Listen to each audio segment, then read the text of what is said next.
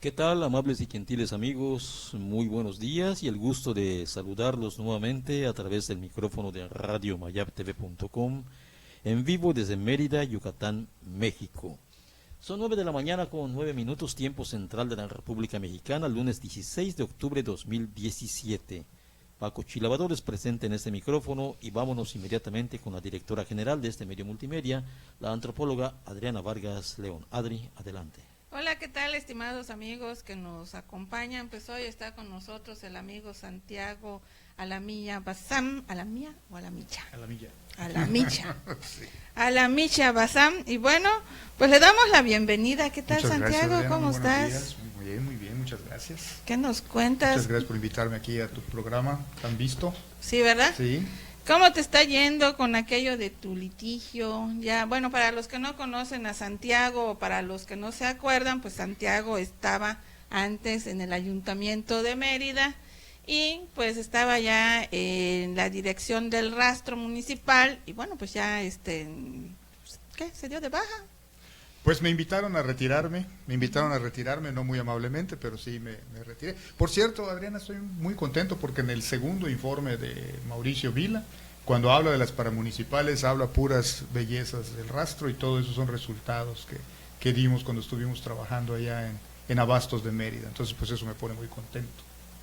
Qué bien, qué bueno, o sea, quiere decir que bueno, hiciste bien tu trabajo, aunque digan lo contrario, ¿no? Bueno, ahí si te das cuenta todo el problema se debe al tema de la liquidación famosa, que si yo renuncié o me corrieron, y pues por esa razón fue que me inhabilitaron, porque pues si recuerdas estoy inhabilitado para el Ayuntamiento de Mérida, eso quiere decir que no puedo trabajar en el Ayuntamiento de Mérida durante 3 años. Sin embargo, pues ya interpuse ante el Tribunal Contencioso Administrativo los recursos necesarios porque es una sanción completa y totalmente injusta, únicamente política. Pero solamente en el ayuntamiento. Solamente en el ayuntamiento. En así todo es. lo demás sí puedes Por supuesto, claro que sí. competir y demás. Pero claro que sí, mis derechos políticos no pueden ser vulnerados. Ah, bueno, pues entonces, ¿y te veremos en alguna planilla? Probablemente lo estamos pensando, lo estoy analizando, he tenido muchos acercamientos y muchas pláticas. Y creo que sí es necesario que se le cambie un poco a la política actual que estamos viviendo, que es una política que los políticos solamente le sirven a los partidos y ya se olvidaron que están allá para servir a los ciudadanos. Entonces sí creo que es muy importante dar un giro. Tenemos una cifra récord de 78 personas que pretenden ser presidentes de la República por la vía independiente, una cantidad impresionante. Y hay 38 que quieren ser senadores y aquí mismo en Yucatán tenemos ya una persona inscrita para ser diputado federal por la vía independiente. Como sea, esto es una gran llamada de atención a mi juicio para todos los partidos políticos, para que entiendan y se den cuenta que no están para servirse a ellos mismos o para servir a sus dirigencias, sino que están para servir a la población y que la población ya está un poco cansada de esa dinámica que llevan hasta el momento. Pues a propósito de los independientes, dicen que una de las más fuertes es Margarita Zavala, que se salió del PAN. Margarita Zavala se salió del PAN, casualmente por las mismas razones que me salí yo renuncié el 10 de julio. O sea, ¿ella te siguió? Y pues no es que me haya seguido, porque definitivamente creo que ni siquiera me conoce, pero sí por las mismas razones. ¿Sí? Por las mismas razones. No es un conflicto con la doctrina del partido. Si te das cuenta, el discurso de Anaya, del presidente Anaya, es satanizar a todos los que están en contra de la directiva. Y él dice que estar en contra de la directiva es estar en contra del partido, como el famoso el Estado soy yo, ¿no? Y eso es totalmente equivocado. Margarita se le puede acusar de muchas cosas, menos de no vivir la doctrina panista. Vive perfectamente bien la doctrina panista. Los que están fallando son los dirigentes. ¿Cómo es posible que el Partido Acción Nacional, por ejemplo, aquí mismo en Mérida, se pueda sentar a negociar con todas las fuerzas políticas, menos con los panistas? No negocia con los panistas. Hay panistas que están tratando de acercarse a su dirigencia para tratar de dirimir algunas diferencias que tienen y no se sientan a hablar con los panistas, pero sí pueden hablar con otros partidos. Entonces, pero ¿hablas de Anaya o en general? En general, Anaya hace lo mismo a nivel nacional y a nivel local tenemos el mismo caso, el famoso caso sonado de Raúl Paz y Mauricio Vila, que se fueron a ver en lo oscurito con algunas personas del PRD, por ejemplo, y yo conozco militantes panistas que llevan meses pidiendo una audiencia para poder hablar con la dirigencia y no se las conceden. Entonces esto es un completo y total absurdo, pero es la situación que estamos viviendo, de que los partidos solamente se están sirviendo a sí mismos y no están sirviendo a la población. La semana pasada escuché atentamente la entrevista de uno de los regidores del Partido Acción Nacional, donde decía que ya se tienen que dar cuenta que la sociedad quiere que los políticos los volteen a ver. O sea, imagínate la fuerza negativa que tiene esa construcción verbal de decir que los ciudadanos ya estamos entendiendo que los ciudadanos quieren que los atendamos a ellos, ¿no? O sea, por favor, si la razón de ser del cuerpo de gobierno en cualquiera de los 3 niveles y en cualquiera de los 3 poderes tiene que ser forzosamente para la ciudadanía, o sea, los ciudadanos eligen a ciertas personas para que hagan el trabajo que ellos no pueden hacer y se dediquen a las actividades productivas.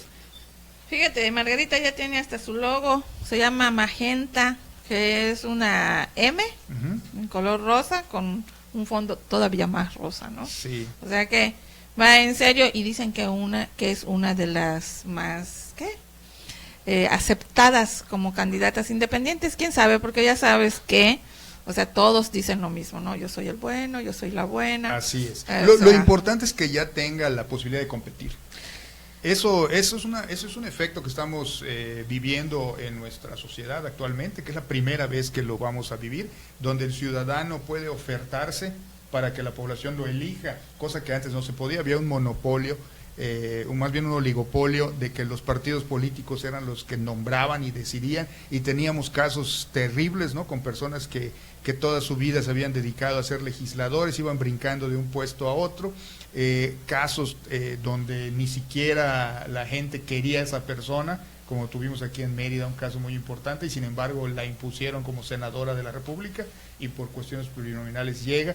Entonces hoy por primera vez en la historia reciente, porque esto antes sí sucedía, en la historia moderna de nuestro país, el ciudadano puede elegir más libremente en una democracia más directa para escoger si quiere seguir bajo el régimen de partidos o quiere escoger a una persona que no representa ningún partido. Entonces es muy interesante lo que vamos a ver en el 2018. Pues ahora sí que se le va a hacer a ¿ahora qué? A Andrés Manuel López Obrador, ¿no? Porque decía al diablo con las instituciones, eso lo decía mucho en la campaña del 2006. Es correcto, sí, pero yo lo veo al revés, yo veo que esto fortalece las instituciones, porque la institución que tenemos es que somos un país representativo, democrático.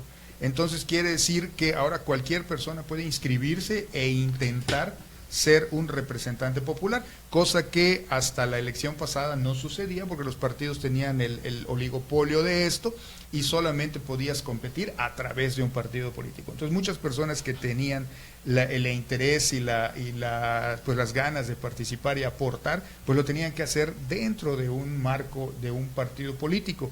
En cambio ahora creo que la institución de la democracia se puede fortalecer aún más y lograr una verdadera representatividad. Hay un caso que me llama mucho la atención, no sé cuál sea tu opinión, por ejemplo el del caso de Kumamoto, el diputado local de Jalisco, que desgraciadamente, pues como bien decía Emiliano Zapata, que no se quiso sentar en la silla presidencial porque decía que esa silla volvía locos a los hombres, pues ni siquiera ha concluido su periodo y ya está buscando una senaduría por la vía independiente también, y yo creo que ahí es el punto donde ya comenzamos a pervertir un poco esta situación. Los puestos de elección popular en espíritu, en esencia, deben ser irrenunciables, aunque ahora le llaman pedir permiso, pedir licencia y una serie de inventos que han hecho, pero constitucionalmente los puestos de elección popular son irrenunciables. Entonces ahora tenemos que avanzar un poco más en la legislación para evitar ese tipo de cosas. Exactamente. No, pues yo lo veo muy mal. Yo veo muy mal eso y también veo muy mal la cuestión de las reelecciones. Súper mal, ¿no? Porque hay gente que es un mal presidente municipal, por decirte algo, ¿no? Y entonces aprovechando el poder que tiene, por ejemplo, en su pueblo, ¿no?, pues se vuelven a quedar, si de por sí antes ya se quedaban a través de terceras personas, ¿no? Así es. Y entonces ahora con las reelecciones, pues ¿quién nos va a quitar de allá? ¿No? Así es. Sí. Nunca van a salir de allá. Entonces yo la verdad veo muy mal el tema de las reelecciones. Si la idea era de que se pudiera dar continuidad a un proyecto, pues yo creo que habría que buscar otros mecanismos para eso, que no fuera necesariamente la reelección. El otro problema es que los políticos, o sea, muchos no son políticos con trayectoria. Hoy día hay mucha gente nueva que de repente por influencia del papá, del padrino X, del no sé quién, del quién sabe cuándo, ¿no? De buenas a primeras llega a un cargo y no sabe qué hacer. Entonces dicen, bueno, es que lleva cierto tiempo a aprender y ya cuando ya aprendiste te tienes que ir. Y por eso, bueno, el tema en parte por eso el tema de la reelección surgió. Yo creo que los políticos tendrían que hacer carrera, tendrían que estudiar administración pública, ¿verdad? Para que pudieran al llegar ejercer el cargo con toda dignidad, ¿no? Pero no es la manera en buscar las reelecciones. Totalmente de acuerdo. Me parece una muy mala idea, ¿no? O sea, porque, no pasa que el bueno repite, pasa que el malo es el que repite. Así es, totalmente de acuerdo contigo, pero estamos en una, digamos, en una evolución constante y perfectible también. Yo creo que los periodos para las presidencias municipales son muy cortos, 3 años es muy poco tiempo para hacer un programa adecuado. Las diputaciones también son 3 años. Recordemos que estos periodos se dan desde su inicio para poderle dar cabida a todos, ¿no? Para que todos pudieran participar en la cuestión de la política cuando se consolida nuestra nación como se consolida en 1917 ya constitucionalmente. Pero sí sucede con mucha frecuencia lo que tú comentas, de presidentes municipales que se encariñan con los poderes y luego lo empiezan a rotar casi de manera hereditaria con sus hijos, con sus esposas, etcétera. Y también tenemos otros casos de gobernantes que son muy malos, como es el caso del de Veracruz, del gobernador de Veracruz, que en el tiempo que estuvo saqueó al país. El caso que tenemos aquí en Mérida con una corrupción galopante también tremenda, que pues no pudiéramos tener esa continuidad. ¿En dónde? ¿En dónde? En todos lados. A ver. Bueno, si recordarás, me tocó poner algunas denuncias penales también para aclarar el problema que yo tengo. Es un problema administrativo con lo que es el actual ayuntamiento. Estoy en litigio con ellos esperando que concluya, pero sí puse yo 2 denuncias, llevamos 2 denuncias que no son las únicas, va a haber algunas más, con respecto al desvío de recursos que se está haciendo en el Ayuntamiento de Mérida. Hay dos regidores panistas que están acusados por peculado, por usar recursos públicos para campañas proselitistas, específicamente que salieron a apoyar a Margarita Zavala, cuando era la precandidata del Partido de Acción Nacional. Incluso fueron nombrados como responsables del Distrito Tercero y del Distrito Cuarto Federal aquí en Mérida, y que utilizaron recursos públicos para hacer sus viajes de proselitismo con Margarita. Hay una denuncia penal contra estos 2 regidores, que es José Luis Martínez Semerena y Mauricio Díaz Montalvo, y también hay una denuncia penal, 2 ya, ante la FEPADE está una, y ante la Fiscalía General está otra, pidiendo que la traiga la PGR por lavado de dinero y desvío de recursos contra el actual presidente municipal, Mauricio Vila Dosal. Por el caso de los barrenderos, hay 16 empresas contratadas que no están realizando su trabajo, pero que sí están cobrando puntualmente unas cantidades de dinero impresionante, cosas que antes se pagaban con 53 millones de pesos y ahora se están pagando con 217 millones de pesos, y además el trabajo no se está haciendo, como he podido constatar en muchas ocasiones. Se interpuso la demanda penal. Desafortunadamente, Adriana, no van a ser las únicas, hay más todavía. Hay una cadena de corrupción, prácticamente yo le llamaría delincuencia organizada en el municipio de Mérida en cuanto a la creación de empresas que están allá, empresas de reciente creación, que están allá obteniendo recursos públicos, recursos que debieran de estar sirviendo para la ciudadanía y que no están cumpliendo su cometido. Estamos ahorita, como decía Denise Dresser en algunos de sus estudios, el capitalismo de cuates. los cuates son los que tienen los contratos, los cuates son los que tienen los ingresos.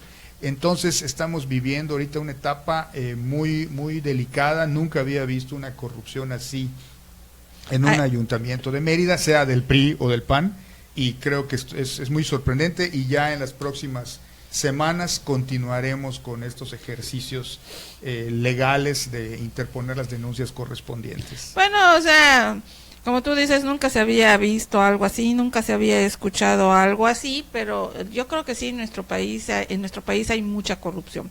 De ello dan cuenta todos los gobernadores, sobre todo de extracción priista, que pues han sido acusados, ¿verdad?, precisamente de cosas similares, en general corrupción, ¿no? Y que, bueno, o sea, en palabras del pueblo, pues que se transan la lana, ¿no?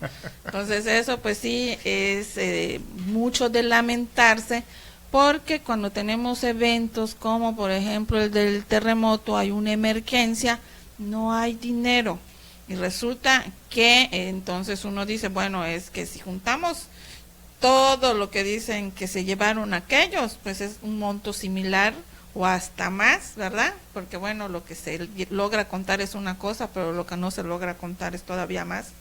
Muchas veces el que bien hubiera podido servir para auxiliar en forma inmediata a la gente, ¿no?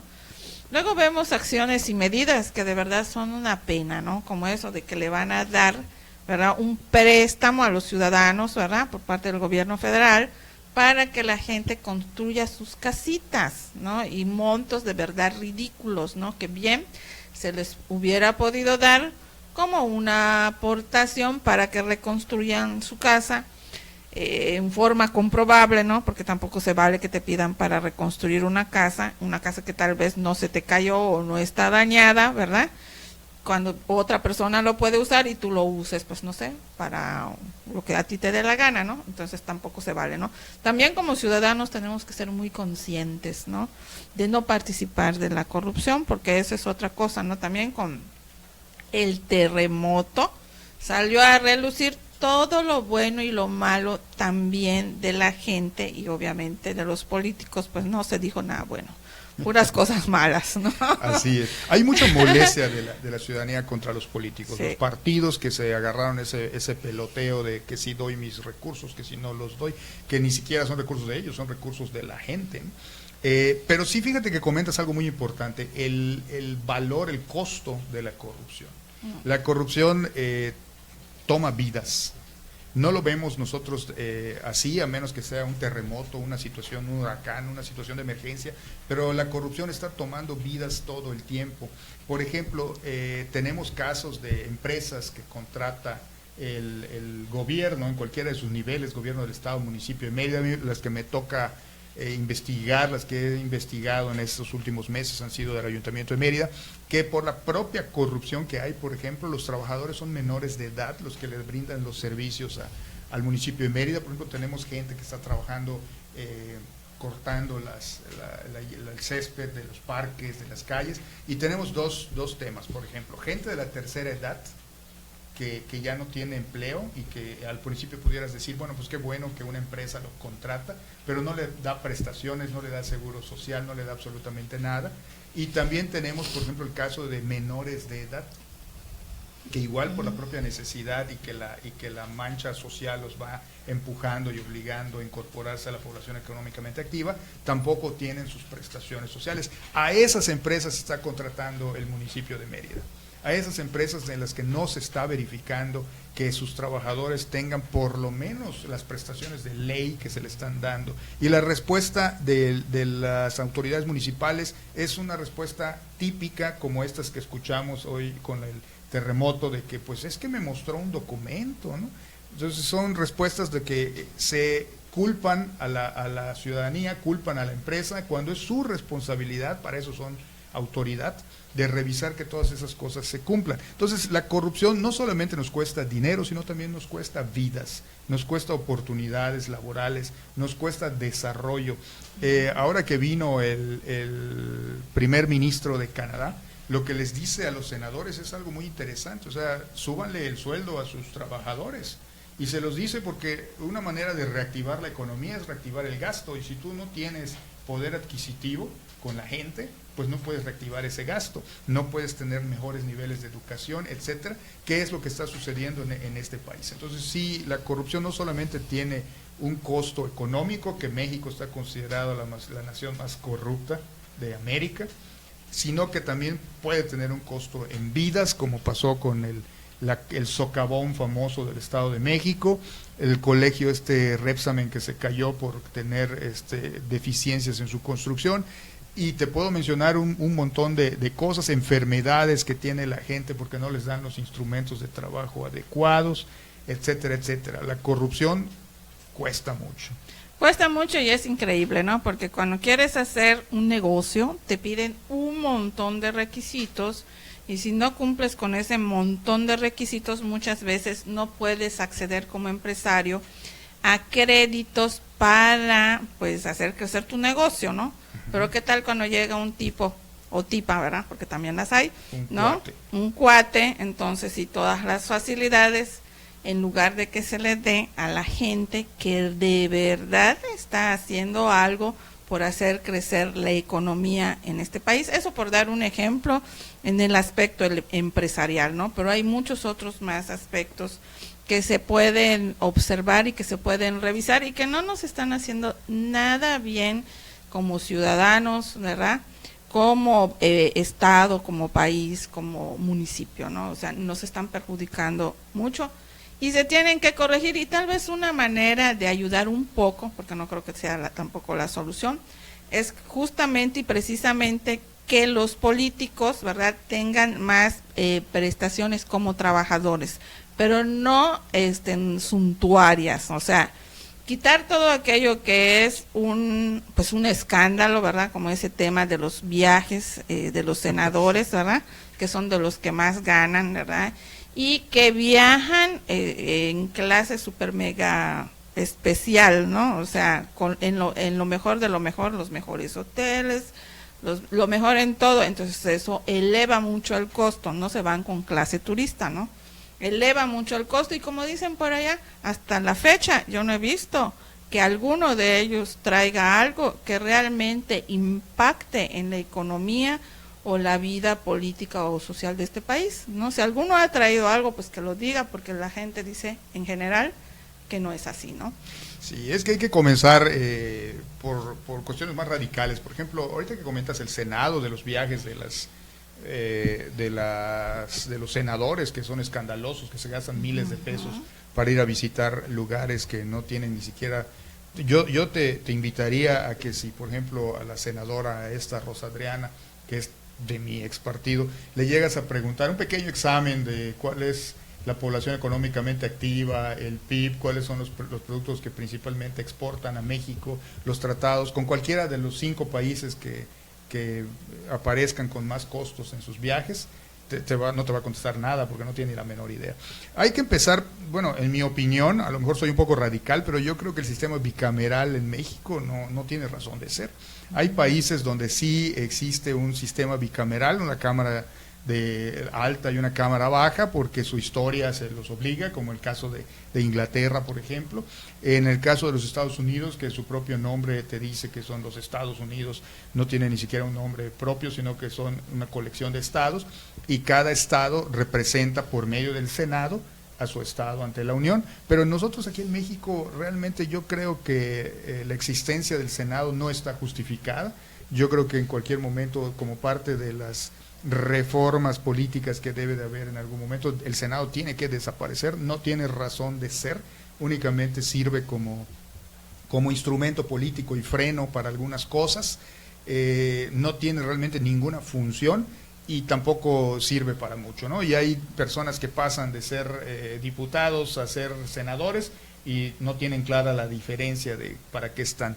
Y también tenemos casos de alcaldes o de presidentes municipales que igual se las pasan viajando y recibiendo delegaciones chinas y hermanando ciudades, cuando no es su función. Sería la función precisamente de los senadores, como en este caso, que hoy por hoy pues es para lo único que sirven, que es para representar al Estado mexicano en otros países, y que hagan ese tipo de acuerdos y amarres y todo lo que quieran, y no que un simple alcalde que no tiene las facultades para eso está haciendo negocios y hermanando ciudades y haciendo 20,000 cosas que van contra el importe del erario municipal, y que no es su función estar haciendo gastos de ese tamaño, ¿no? Que también son gastos suntuosos y altísimos. Pero bueno, ahora como que ya se ha perdido, ¿qué? O sea, la precisión en cuanto a las funciones de que cada funcionario, cada quien hace lo que mejor le parece, que es lo mejor, o para el Senado, o para la Cámara de Diputados, o para su municipio, o para su estado, y nadie ha dicho nada ni ha puesto orden Así al respecto, correcto. ¿no? Así es, sí, porque las contralorías dependen del mismo funcionario. Y sí, no es una buena cosa, o sea, si lo pensamos en términos administrativos, porque se duplica el gasto. Así es. O triplica el gasto, o Así cosas es. de ese género, ¿no? O sea, no es maldad ni grillas, sino que es una cuestión de dinero, ¿no? Así es, y que es dinero de los mexicanos, dinero de nosotros. Digo, cada uno de nosotros nos descuentan una buena cantidad de dinero cada vez que recibimos algún ingreso, y pagamos todos los días un IVA, y pagamos gasolina, y pues el IEPS de la gasolina y el impuesto sobre la renta, y todo ese dinero que nos cuesta mucho ganar, pues se lo gastan en viajes a Nueva Zelanda o a Chengdu o a algún lugar que luego ni siquiera sabemos qué es lo qué productividad hacer, tuvimos, ¿no? Exactamente. Sí, porque no lo informan tampoco, o más o menos ahí lo medio dicen, y siempre nos queda la duda de, bueno, ¿cuál fue el resultado al respecto, no? Fíjate que tocas un punto muy importante. Hemos avanzado, definitivamente no podemos negar que hemos avanzado. Existe una ley de transparencia general y una ley de transparencia estatal, cada estado, y obligan a utilizar, por ejemplo, internet y una serie de cosas. Sin embargo, ahora que he estado tomándome el tiempo para hacer las revisiones de este tipo de cuestiones, específicamente con lo que es el municipio de Mérida, que además pregona y cacarea que a nivel nacional tiene un alto índice de transparencia, nos hemos encontrado que no es así. Hay una negativa sistemática a otorgar información pública, al grado tal de que pues me he tomado el tiempo para hacer algunas pruebas con facturas que tengo en la mano, por ejemplo, en las facturas donde tengo la factura físicamente en la mano, la copia de la factura, le solicitas a través de transparencia esa misma factura al ayuntamiento y te contesta que no la tiene, que no existe. Entonces, ¿qué quiere decir? Que hay un contubernio, realmente un acuerdo ahí entre las autoridades, entre la propia autoridad, para no dar la información que está obligado a dar. Entonces, si bien ya es un gran paso, el primer paso que se ha dado de tener un organismo que garantice la transparencia, ahora lo que hay que hacer es que realmente se tomen acciones y se castigue a los funcionarios, como es el caso de Juan Carlos Rosell Flores, el titular de la tesorería del municipio de Mérida, y es el que se encarga de contestar algunas cosas, que sistemáticamente niega la información, que incluso ya vamos a iniciar un procedimiento jurídico contra él por estar violando una ley federal, cosas que tiene la obligación de poner sin que se le pidan, y que además se le piden y te dice que no las tiene, aunque las tengas en la mano, ¿no? Uh-huh. Entonces, pues para que haya una apertura mayor y cualquier ciudadano pueda solicitar información. A mí me llama mucho la atención esto, o sea, en lo personal yo tengo un respaldo académico y pues soy profesor de diversas universidades, y aún así la autoridad, en este caso el tesorero, se toma el atrevimiento, porque no hay otra manera de llamarlo, de negar información. Entonces, cuando vaya una persona, se supone que esto de la transparencia es para que cualquier ciudadano tenga acceso, cualquier ciudadano pueda solicitar algo. Entonces, si a un profesor universitario le están poniendo trabas a la forma de redactar la información que quiere y le están negando información, imagínate un ciudadano común. Entonces, eso es imposible. Realmente que la verdad son herramientas muy útiles, pero que la mayoría de los ciudadanos no sabe usar. Así ¿no? es. Por ejemplo, la gente de las colonias, ¿no? Que se pasa refunfuñando lo mal que está el gobierno, y les dices, bueno, pues existe una herramienta, uh-huh, y tú puedes pedir información y que te cambian así como, ¿no? O sea, porque la verdad de las cosas es que no es fácil acceder, y porque también no solo aquí en el municipio de Mérida, sino en otros municipios muchas veces han habido ese tipo de quejas. Si el presidente municipal de el pueblo más escondido en Yucatán no le da la gana darte la información, no te la da. Así es. No te la da, y vas y vuelta, y peor todavía porque en los municipios pues son lugares muy pequeños y ya saben que Santiago está yendo a pedir información, que ya se le negó y que sigue de terco pidiendo información. Entonces cuando vengan los apoyos para Santiago no va a haber apoyos, ¿no? Y eso es maldad. Pues más que maldad, es una ilegalidad. Es maldad porque a veces la gente también, aparte de ilegalidad, es maldad porque a veces la gente necesita ese apoyo y solo por hacer uso de su derecho no se lo quieren dar, y de encima lo castigan porque cuando hay apoyos que se le van a repartir a todos, a él no le toca. Una de las propuestas que pues en lo que es mi camino como profesor ha existido siempre es la que la Contraloría, que actualmente es nombrada por el gobernante en turno, ¿no? Tenemos el caso de Virgilio, por ejemplo, que fue nombrado para el caso de la Casa Blanca por su amigo el presidente, pues obviamente nunca iba a encontrar nada. El caso de la Contraloría, por ejemplo, del municipio de Mérida, donde trabaja bajo pedido, lo que le piden es lo que hace. Una de las propuestas que ha surgido de los grupos de estudio de las universidades donde he trabajado es que la Contraloría sea también un puesto de elección que vaya en automático con el partido que ocupa el segundo lugar. Es decir, si gana el Partido Acción Nacional las elecciones para Mérida, el segundo lugar nombra al Contralor. En este caso vamos a suponer que el PRI quede en segundo lugar, la Contraloría sería nombrada por el PRI.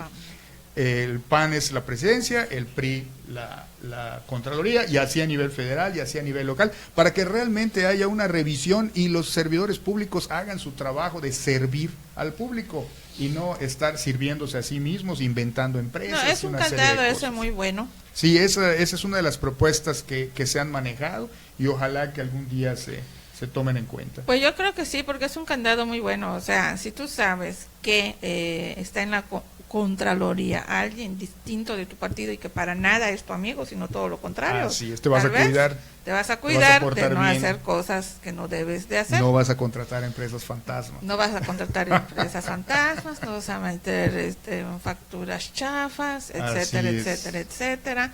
No vas a inventar empresas para hacer negocios, ¿verdad?, que te beneficien a ti o a tus cuates, etcétera, etcétera. Por lo menos te vas a moderar, por lo menos. Así es. ¿No? Pues es una gran idea eso, esperemos que pues pronto, ¿verdad?, ya en el siguiente trienio, porque yo creo que en lo que queda de va a estar un poco difícil, se lleve a cabo una idea como esta y que poco a poco se vayan buscando candados efectivos para evitar la corrupción, porque si no, como dicen por allí, cada vez hay más políticos ricos y ciudadanos más pobres. Las clases medias se las andan pasando así terrible porque cada vez ven más limitados sus recursos, cada vez pagan más impuestos y más impuestos. La verdad de las cosas es que es una barbaridad. Pagas impuestos municipales, un montón, y no tienes derecho a veces a nada. Así es. Pagas impuestos estatales, ¿no?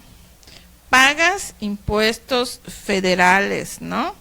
Le pagas un montonazo a la Comisión Federal, otro montonazo a Pemex, ¿no? Por lo de la gas, perdón, otro montonazo por la gasolina, ¿no? Sí. Bueno, porque yo, por ejemplo, ayer fui a cargar gasolina y no me había dado cuenta, ¿verdad?, de cuánto ya pago de gasolina, es un montón. Pero te tengo una buena noticia. Ya la energía eléctrica va a ser más barata. Ah, bueno, sí. Sí, porque cambió de tarifa 1C a 1T. Por cierto, hay algunos políticos que se están queriendo colgar la estrellita, pero eso es completamente falso. El cambio de tarifa 1C a 1D se da por la Comisión Nacional del Agua, que hace un estudio permanente, y cuando durante 3 años, en un paquete de 5 años, se tienen temperaturas superiores a los que marcan una tabla, que determina la letra de la tarifa, es cuando se mueve la tarifa. Entonces aquí en Mérida ya se obtuvieron temperaturas superiores a los 31 grados centígrados en verano, y ya eso hace que pasemos de la tarifa 1C a la tarifa 1D. ¿Eso qué quiere decir? Que vamos a tener más kilowatt hora a bajo precio para que podamos usar nuestros aires acondicionados más tiempo. Sí, porque en el pasado, por más que se luchó, no se hizo caso. No, porque no se daban las condiciones, Pero y de sí, pago que es Daniel Ávila. Sí, cómo no. Entonces, no hay que colgarse las estrellitas. Esto realmente es una cosa que se mide. Normalmente hay movimientos tarifarios todo el tiempo. Yo trabajé muchos años en la Comisión Federal de Electricidad y los movimientos tarifarios llegan según se van cumpliendo o no las especificaciones. Comisión Federal de Electricidad es una empresa que, bueno, desgraciadamente con la reforma energética ha sido fraccionada, pero por otro lado es una verdadera institución para nuestro país.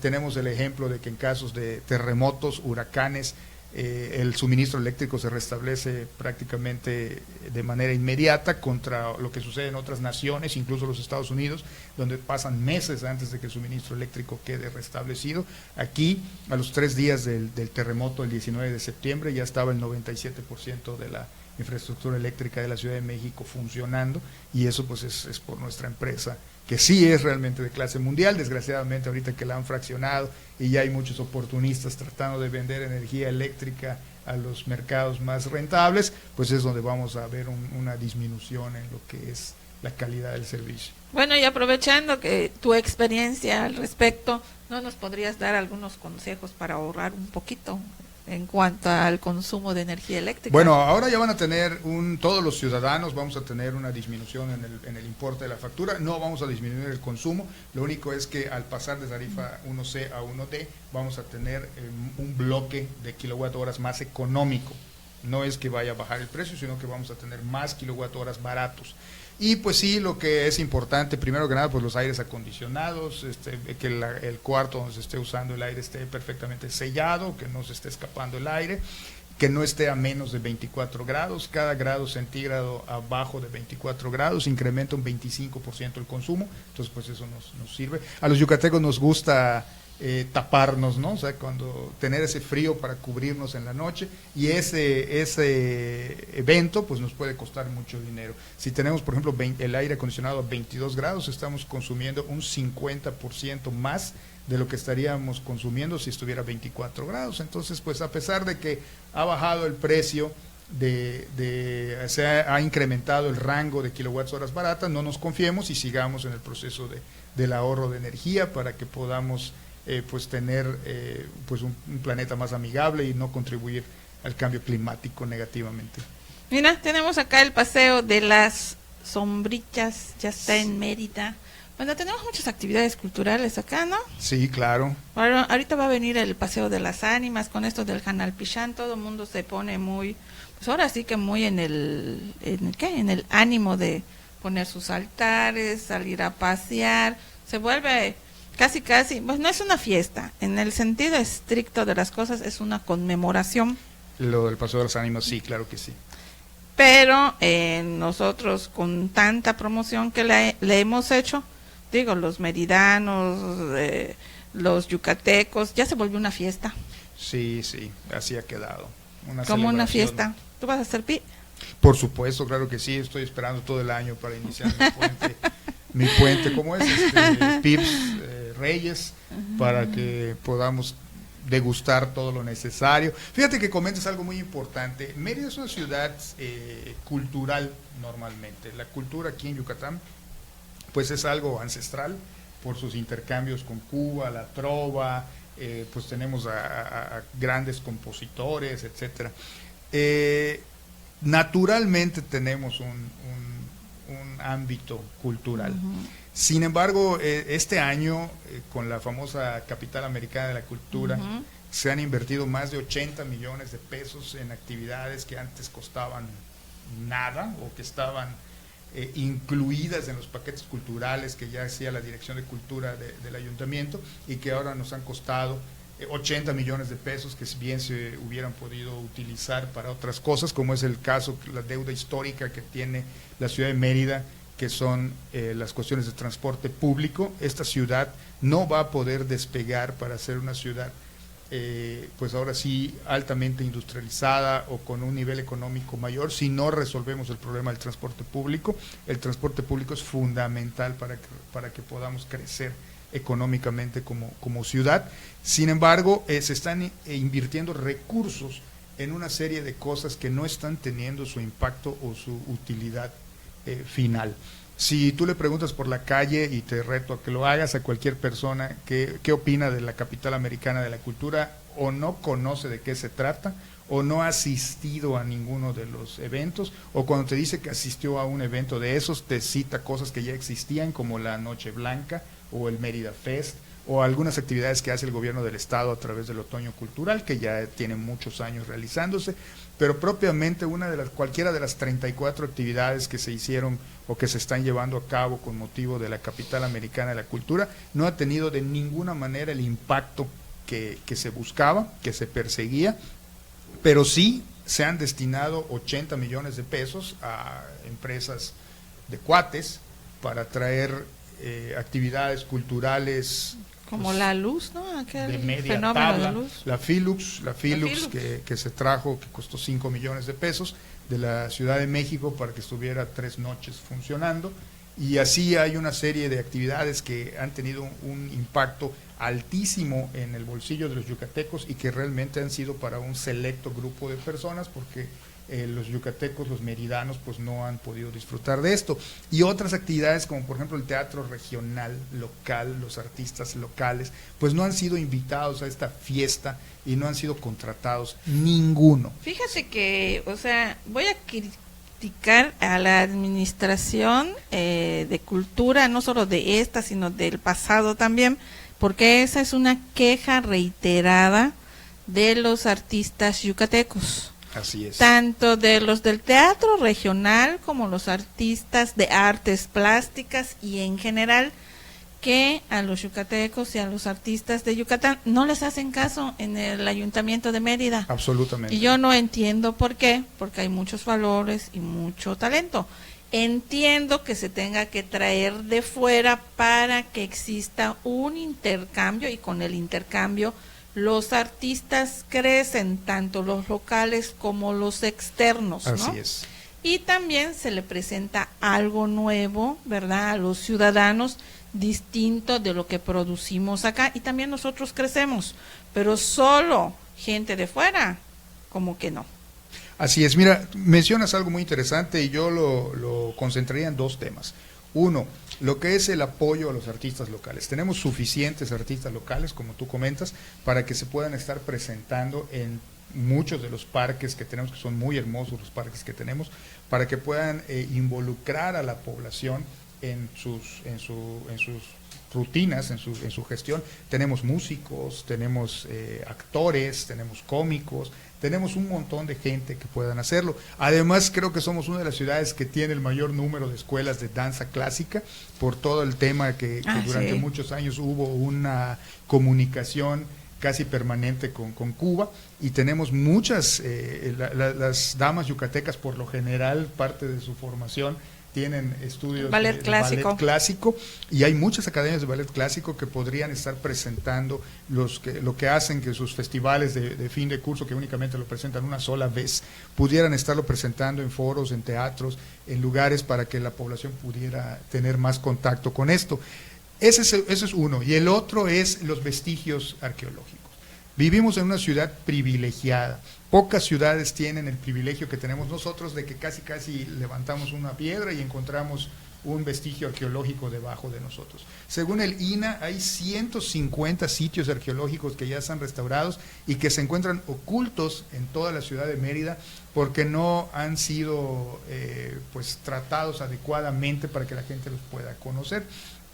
Tenemos 650 parques. En el fraccionamiento del parque hay uno. Hay uno, también tenemos uno en las Américas, hay uno en Francisco Montejo, pero en realidad son 150 los sitios que están considerados como vestigios arqueológicos de valía y que los propios meridanos no los conocemos. Allá, por ejemplo, en Inglaterra, donde está Stonehenge, que hay unas rocas ahí colocadas, es todo un lujo para la ciudad de Londres tener ese espacio, y nosotros aquí en Yucatán tenemos construcciones en la propia ciudad de Mérida que bien pudieran ser utilizadas en la gran inversión que se realizó en parques que no necesitaban ser rehabilitados, pero fueron habilitados y rehabilitados y contrahabilitados, y se pusieron una serie de cuestiones interesantes, pero bien ese recurso pudo haberse utilizado para crear parques, para hacer parques en donde hay sitios o vestigios arqueológicos y que pudiéramos estar más en contacto con nuestros orígenes. Pocas ciudades tienen el privilegio que tenemos nosotros de tener una vasta cultura en cuanto a este inventario de vestigios arqueológicos que existen y que estamos en comunicación y contacto con nuestras raíces. Bien pudiéramos aprovechar todo eso y realmente Mérida tiene todo para ser una capital no solamente americana, sino mundial de la cultura, sin necesidad de comprar ningún título ni traer ningún artista de ningún lado, simplemente mostrando lo que somos, nuestra propia historia, mostrando nuestros vestigios arqueológicos y presumiendo esta ciudad que tenemos y que la podamos disfrutar también los meridanos, porque los meridanos al final de cuentas somos los que menos disfrutamos de esta ciudad, porque somos a los que menos está dirigido todo este esfuerzo de dinero que es de nosotros mismos. Entonces creo que son materias en las que nos falta muchísimo para trabajar. Hay mucho que avanzar, pues tenemos gobiernos de ocurrencias, como fue el caso de las calles, 1,000 millones de pesos invertidos en calles que no requerían esa inversión, o sea, sí requerían una inversión porque hay que darle mantenimiento a la ciudad, pero no una inversión de ese tamaño. Los parques, como es el caso del Parque Calia o el Parque Taventá, que eran parques nuevos, estaban funcionando perfectamente y los volvieron a hacer sin necesidad de eso. Nada más había que ponerle los juegos. Nada más. Y, por ejemplo, el caso que a mí la verdad me pesa mucho y me enoja realmente, es el caso de la iluminación, la reiluminación o la contrailuminación del Monumento a la Patria. El Monumento a la Patria tenía una iluminación que funcionaba perfectamente bien. Cada día 1 de septiembre se iluminaba con los colores patrios. Para los días contra la diabetes se iluminaba de azul. Para las cuestiones de la mujer, como estamos en estas épocas, se iluminaba de rosa, y tenía todo un sistema que funcionaba para eso, y ahora le pusieron 19 lámparas LEDs y pagó el alcalde de Mérida 3 millones de pesos por iluminar algo que ya estaba iluminado, para que hiciera algo que ya hacía. Entonces no es posible que sigamos en esa frecuencia, no es posible que sigamos en este gobierno de ocurrencias, que hoy se le ocurre arreglar un parque, que se le ocurre repavimentar 3 veces la avenida García Lavín, que se le ocurre iluminar algo que ya está iluminado. Pareciera que de repente lo que les preocupa nada más es el aspecto estético. Es únicamente el aspecto estético. Hay parques que llevamos 25 años de gobiernos panistas y durante 25 años no se han hecho reparaciones profundas a lo que es la infraestructura eléctrica, no se han hecho reparaciones profundas a lo que es la infraestructura física de parques, de edificios. No hemos construido un solo teatro, no hay un teatro de la ciudad. No hay un teatro. No hay un teatro de la ciudad. Y es una demanda viejísima. Así es, pero nos gastamos 5 millones de pesos en traer a un grupo de jazz que ni siquiera es conocido en el país de donde viene. O sea, es un artista bueno, sí, pero de media tabla. Lo que pasa es que sí, eso se presta a negocio, ¿no? Porque existen promotores que ofrecen sus servicios para atraer artistas, ¿no? Y entonces ellos tienen que ganar, ¿verdad? Y entonces entre lo que ganan ellos y no sé, ¿verdad? El business que hacen con otras gentes, pues entonces se inflan muchísimo las cuentas. Ocurre que a veces cuando contratas a alguien como ese tipo de gente, infla el precio hasta 2 veces más de lo que realmente vale. Sí. Porque uno es el costo de lo que verdad vale aquello, ¿verdad? El otro es el costo de la comisión de no sé quién, ¿no? Y luego el otro precio es lo que va a ganar el sujeto que está promoviendo todo eso. Por eso se infla 2 veces más de lo que realmente cuesta. Y es un problema grande eso, ¿no? Total, pero afortunadamente costoso más que grande. Sí, afortunadamente ya hay las herramientas para estarlo checando y en breve estaremos dando alguna información. Pero fíjate que me parece muy interesante esto que estás planteando de la cultura, ¿no? Porque, o sea, la idea de hacer programas culturales es culturizar, ¿no? O sea, que todos participen. Lo que pasa con este proyecto es que está diseñado más que nada para motivar la llegada de turistas, pero creo incluso no está bien diseñado para captar como debiera a los turistas que queremos captar y que nos van a traer una derrama importante de dinero. Entonces, lo que sería interesante en un momento dado, ¿verdad?, es hacer un programa cultural que pudiera abarcar todo eso. La parte turística, amarrarla bien, ¿no?, para que tengamos una derrama económica importante, y la otra, la de los ciudadanos. Mientras más ciudadanos mejor educados o más cultos tengamos, mejor. Esta ciudad incluso se contribuye así a la tan cacareada paz. Pero es ciudadana, ¿no? Eso que comenta el ayuntamiento es una total falacia de traer artistas europeos para que los vengan a ver los europeos que vienen de visita. Bueno, eso sí, ¿no? Sí, es una tontería realmente, de verdad, es un poco... Eso es para, por ejemplo, nosotros, los yucatecos, los meridanos, es demagógico el discurso que se tiene al decir que voy a tratar de traer turistas europeos, trayendo un grupo de media tabla de Europa para que venga a hacer una muestra. Para el turista mexicano. Exacto, para el turista mexicano sí, pero el discurso que tiene el municipio de Mérida es específicamente para atraer turismo internacional, que eso lo ve en su país. Es como si tú viajaras a España, a Madrid, y vayas a ver a uno de los artistas locales que esté presentándose ahí. Bueno, así es, digo, nos va a dar mucho Cholo, orgullo, ¿no? Nos va a dar mucho orgullo, pero realmente tú vas a ver las cosas. No, si lo amamos, pero pues aquí lo tenemos, ¿no? Así es, y eso es lo que falta. La gente, si realmente nos queremos convertir en una capital americana de la cultura o mundial de la cultura, tenemos que mostrar lo que tenemos. Los artistas de afuera vienen a conocer a los mayas, vienen a conocer su zona arqueológica, vienen a conocer los usos y costumbres de la localidad, ¿no? Así es. Es más, hasta el PI es mejor idea que algún artista que viene a traer algo de Europa, ¿no? Pero pagamos 5 millones de pesos en traer 3 noches a un grupo de jazz. Tenemos muchas tradiciones muy interesantes. Sí, totalmente, así es. ¿No? Y que precisamente en este mundo globalizado, neoliberal, y etcétera, etcétera, etcétera, las particularidades o las cosas regionales, los regionalismos, resultan lo más interesante para la gente de fuera. Es correcto, así es. Y de eso se trata, pero no es lo que se está haciendo. Bueno, una combinación entre una y otra cosa que puede quedar muy interesante, ¿no? Muy sabrosa. Claro, por supuesto. Es que el programa de traer artistas extranjeros es muy válido para la oferta cultural, como tú bien dices, para los que vivimos ¿El intercambio? aquí. Así es, para los que vivimos aquí, para que también los artistas locales vean lo que se está haciendo en otros lados y pues manejarlo de esa manera. Pero decir que voy a traer artistas de Europa para que vengan europeos es una total falacia, ¿no? A menos que hagas un evento como, recuerdo de los 3 tenores que me parece que se hizo en Chichén Itzá, que sí fue una cosa, pues digo, un evento de talla mundial bajo un marco impresionante que era el sitio arqueológico de Chichén Itzá. Pero si no vas a manejar eso, pues bueno, definitivamente como que no tiene mucha razón de ser, y el impacto se está viendo. O sea, te repito, tú le preguntas a 10 personas qué opinan de las actividades de Mérida, la capital americana de la cultura, y no saben ni de qué se trata ni qué es. Así es. Bueno, pues vamos, ¿cuánto tiempo nos queda? Ya 5 minutos nada más nos queda, ¿no? Ya es casi hora de concluir este programa.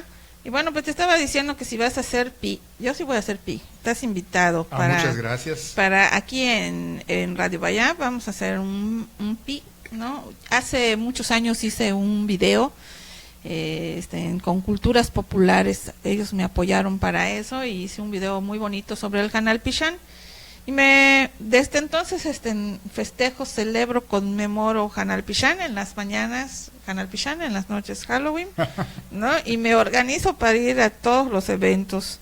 pues claro que sí, por supuesto que Así que estás la invitación. invitado exactamente. Ahorita no tengo a mano el calendario, pero creo que lo vamos a hacer el miércoles, creo que es 2 de noviembre o 1 de noviembre, no me acuerdo qué día cae, justamente en uno de los programas de pues muchísimas gracias. de Radio Mayap. ¿Qué día cae, Paco? Miércoles día 1. Miércoles, ahí está, miércoles día 1. Ahí le voy a encargar a nuestro amigo de UMAM, tengo un amigo allá que está trabajando en UMAM precisamente de funcionario, era del PRD. ¿Ah, sí? Sí, pasó a las filas del PAM, pero toda la vida nos ha hecho los pibes. Pues excelente. Entonces a él se lo voy a encargar. Y te vas a dibujar de ánima y vas a salir a hacer el paseo, ¿no? No me gusta eso. ¿No?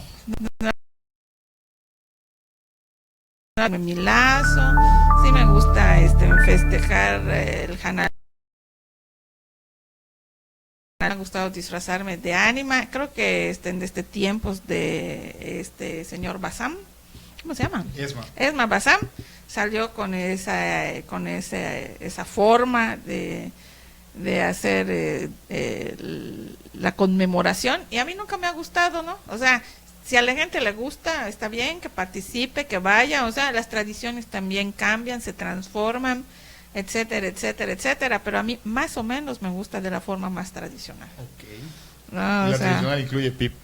La tradicional incluye pip, incluye rezos, incluye chocolate, incluye pues tu altarcito con tu cruz y todo así religioso, ¿no? Sí. Porque es una conmemoración de índole religiosa, ¿no? Y pues para recordar a los difuntos, y bueno, los que somos creyentes de que existe un más allá, pues los invitamos a venir al más acá, a cotorrear un rato, ¿no? Pues muy bien. Pues no sé cuál es el mensaje final que tienes para este programa Café de Prensa, Santiago. Ya nos vamos, el tiempo se nos agotó. Pues muchísimas gracias, primero que nada, muchas gracias por la invitación, de verdad siempre es muy agradable una plática como la que tuvimos el día de hoy, y pues únicamente pues dirigirme a tu auditorio, agradecerles y pedirles que tengan muy claro que las autoridades son empleados de la población y que tenemos nosotros como ciudadanos todo el poder y todas las facultades para exigirle a los servidores públicos a que hagan eso precisamente, a que les sirvan al público, a que les sirvan al pueblo, y que los dineros que son de todos y que están bajo su administración pues realmente los administren adecuada y correctamente, y que no estén basándose en ocurrencias o haciendo cosas que no tienen ninguna utilidad práctica, que utilicen los medios que nos da la ley, como es transparencia, que llueva de solicitudes a todos los niveles de gobierno, tanto el federal como el estatal y el municipal, para cualquier duda que el ciudadano tenga, y que cuando el funcionario público conteste de una manera equivocada, tenga la sanción que merece por estar ocultando la información de lo que se está haciendo con el dinero de todos. Eso sería mi mensaje final. Muy bien, pues nosotros nos retiramos. Soy Adriana Vargas León, estuvo hoy con nosotros Santiago Alamilla Bassam, con nosotros también el amigo y locutor Francisco Chilavadores y el compañero Edwin. Hasta luego.